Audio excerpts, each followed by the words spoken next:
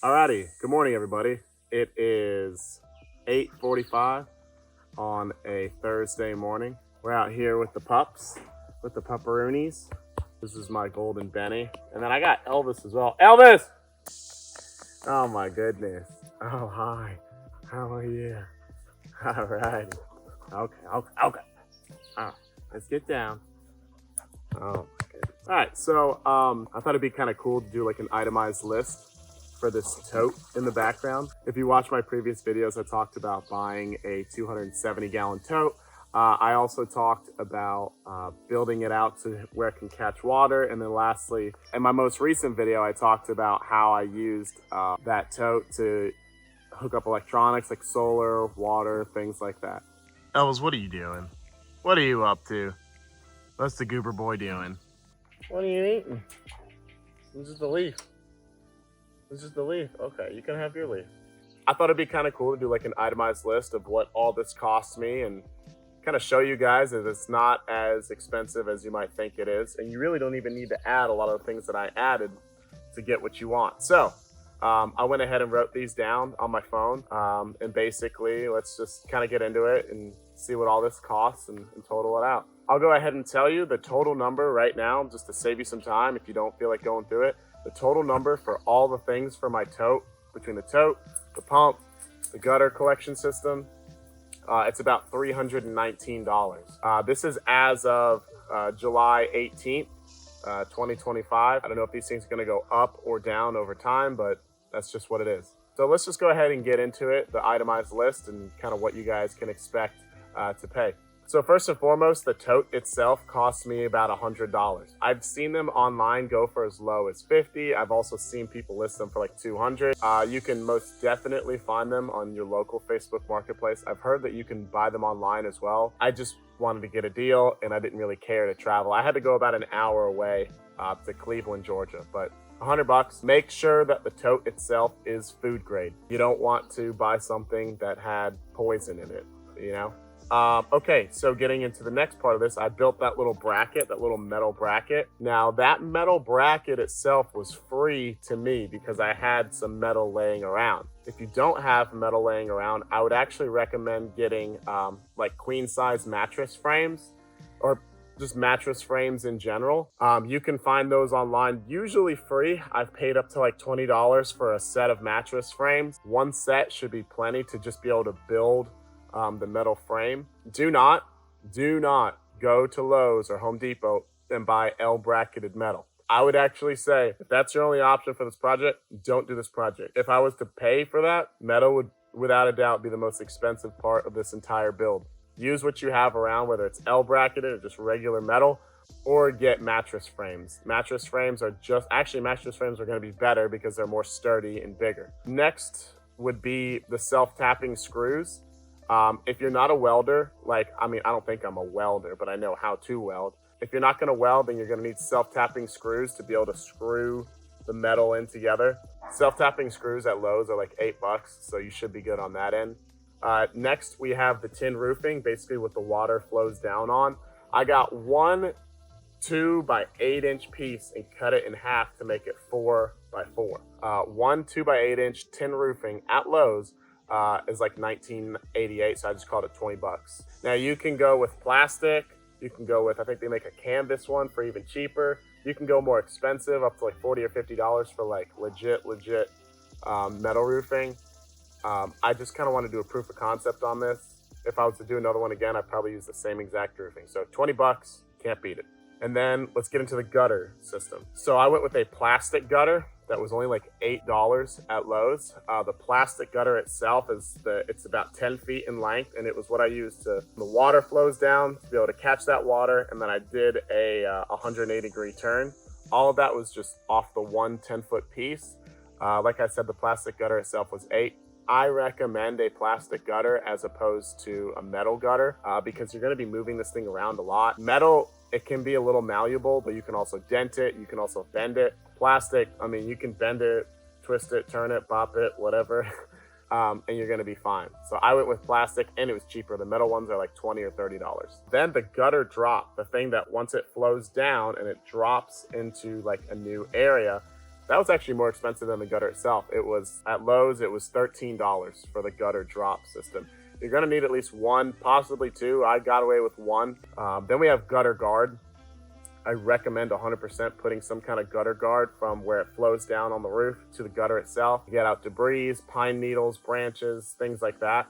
I would definitely recommend that. Then I went with a rain gauge. This is optional, you don't have to do it. I just wanted to be able to gauge how much rain that I'm gonna be collecting, and then so after like a night of raining, if we get an inch, I know in the back of my mind, based on the amount of rain that we got in the water catchment surface area, for every 1 inch of rain, based on the size of my catchment area, I get about 10 gallons. When you factor in inefficiencies, I get about 8 to 9 gallons. The gauge itself was $4. I went with a really simple one and just mounted it to the side. It doesn't have to be, you know, digital or like a massive one for $20 or $30. Good little rain gauge ought to do the trick.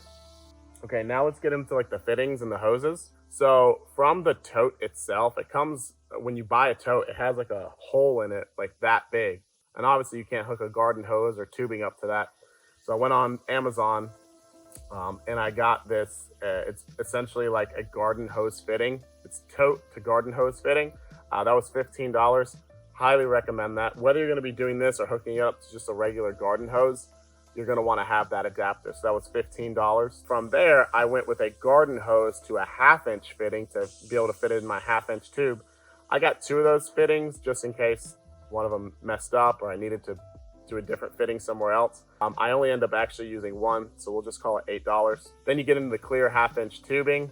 I mean, you can go up to like 30 feet of tubing. I don't really think that's necessary.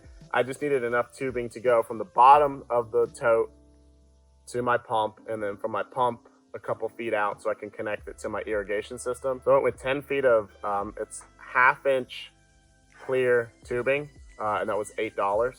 So that's all the aspects just for if you want to just do water catchment and hook it up to a hose. I took it a step further and wanted to hook up an RV pump. So if you don't want to do that at this point, I'll go ahead and flash on the screen how much all of this was before the electronics. Okay, I'll flash it up like right here. So electronics, I knew that I wanted to hook this up to a water pump so I could pump this out to my garden. So first and foremost, the 12-volt RV water pump was $33. You can go more expensive. I think you could go cheaper. I wanted to go on the cheaper end of this just to do a little bit more of like a proof of concept. So I ended up going with a relatively cheap. It was $33 for the RV water pump. It pumps 1.2 gallons per minute and up to 40 PSI. That's plenty for what I need. So I ended up going with that. Then I need something to be able to power that RV pump, but I didn't want to go with a really expensive battery. I really don't need a really big juiced up battery. If you have a spare car battery laying around, a spare, ATV battery, motorcycle battery, that would work fine. But I went with a 12-volt, 7-amp-hour battery, and it was only $27. Pretty affordable in terms of the battery pricing. So yeah. Then I made a mistake in my last video. I said 50 watt. It's actually a 10-watt solar panel. Or I don't need a lot of, solar power to be able to charge this battery.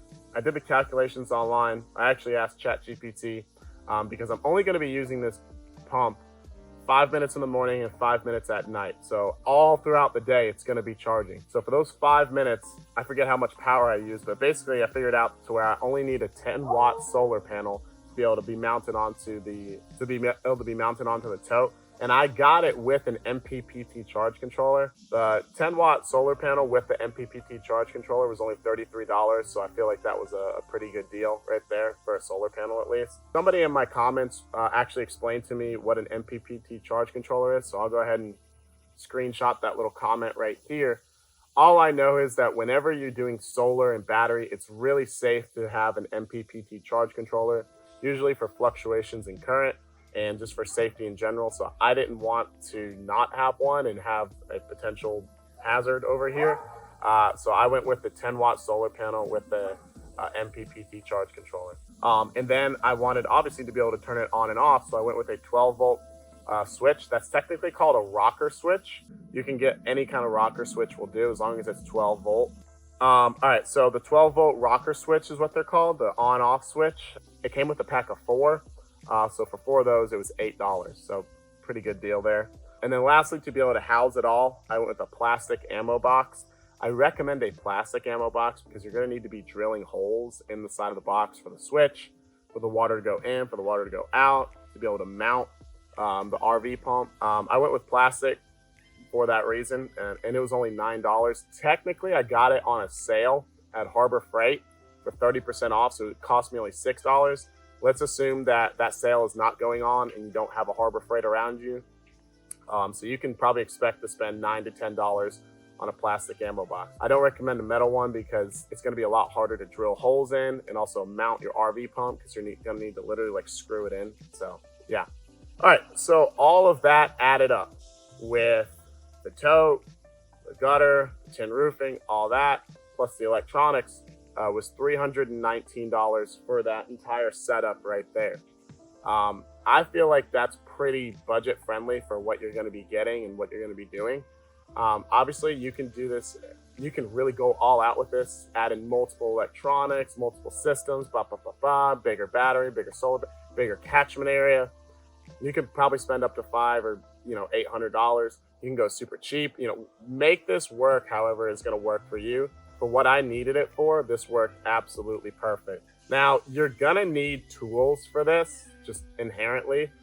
This is a DIY project, so you probably want to expect to have some sort of tools. Hi, Elvis boy. Hello. What are we doing? Okay. So you're going to need some kind of tools of some sort. I say at a minimum, you're going to need like an angle grinder to be able to cut the metal. You're also going to need an impact driver to be able to screw in the screws. Outside of that, I think those are the only tools you bare minimum need. I also welded this, so obviously if you have a welder, that's going to help you out a lot with this. But at a minimum, you're going to need some kind of angle grinder, impact tool, and yeah. So I hope this helped you guys kind of understand, how this all works and I guess like a budget of what you could expect to do from this. I believe, especially for like off-gridders, homesteaders, for what you're getting, I feel like this is a really good deal. And a really good, budget-friendly kind of build. If you guys have any other questions, feel free to let me know in the comments. I'll be more than happy to answer any of the questions. I'll try to link all the different things that I can. So buy what you can, where you can, get the best deal for yourself. So I hope you enjoyed this video, and I hope you end up building something like this. And definitely, if you do end up building something like this and you make a video about it, tag me, message me, email me, let me know. All right, guys, that's it. Hope you have a great rest of your day. I'm out. And get to building, baby. Okay, bye.